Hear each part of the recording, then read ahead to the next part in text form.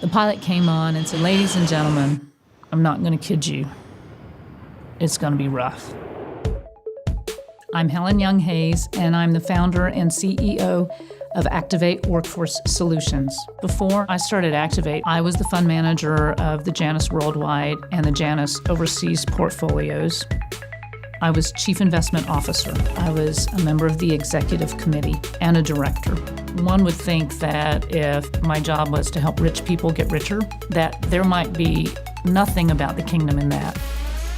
But I was really created to do that, and I was so appreciative of being able to do something that I really loved, with people that I loved, for people that I loved. And at $50 billion in assets, I was one of the major portfolio managers, not just at Janus, but globally. We were huge. I was huge.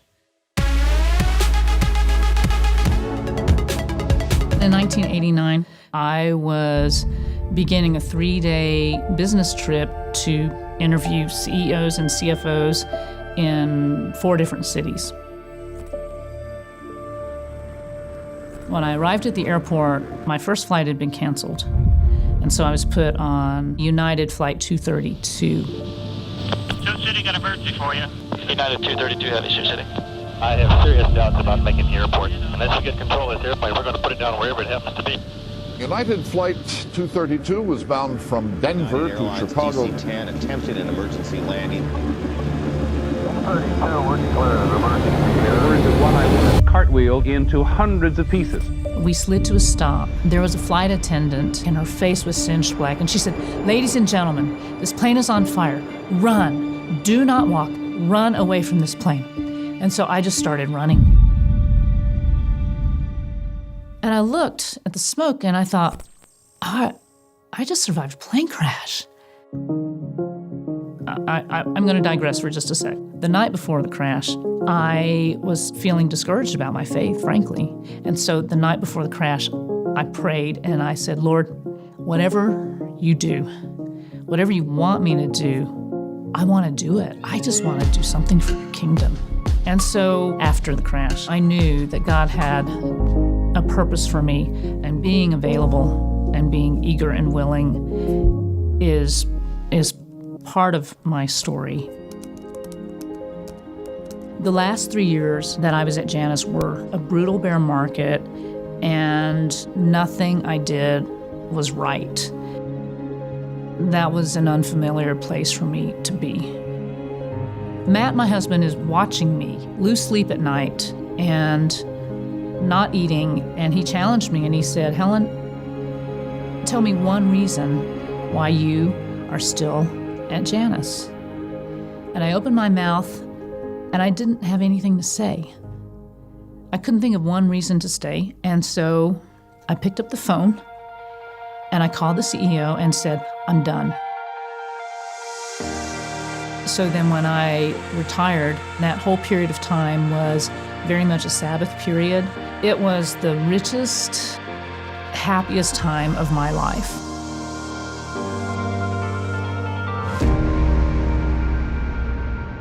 And in that time, I finished a study on the book of Esther, and one verse seized me, and it was, "And who knows but that you have come to your royal position for such a time as this." It was like hearing an invitation from the Lord and hearing a calling.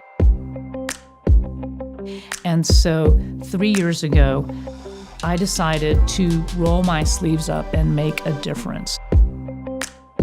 I was wanting to have an impact in my local community to unlock stability, permanence, and economic freedom for people who were marginalized for whatever reason. My name is Dan Cascabar. I'm the COO of Activate Workforce Solutions. People who their potential versus what they were experiencing in the workplace, it didn't match. We wanted to create opportunities for individuals to move out of poverty permanently into self-sufficiency through full-time, full benefit, satisfying, dignifying, living wage, career path work.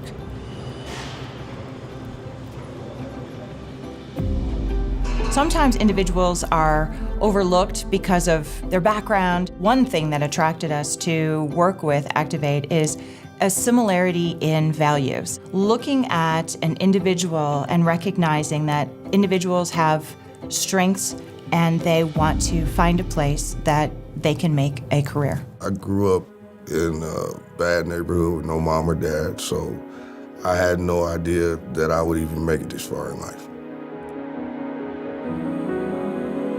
I was born in Bhutan. I grew up there till 9 years. And after 9 years, in around 1992, 91, I had to leave the country as a refugee, and we struggled there to live. At a young age, I was tried as an adult and went to jail. It wasn't so hard to get a job coming out of prison as it was hard to get a good job. I was looking for a better future, so I thought this is a good opportunity to connect with Don and Helen. I've went to job placement places before, and they were just that. They were there to place you in a job and get you a job. With Activate, I've actually had friends here. Dan actually took the time and cared about how I was doing, and you can tell when someone genuinely cares about what's going on.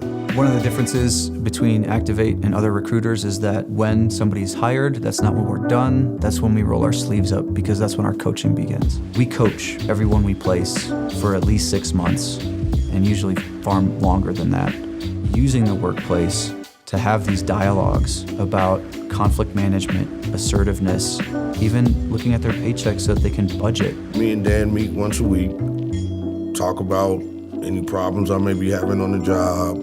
He's still with me step by step through the first part of me being at this new job.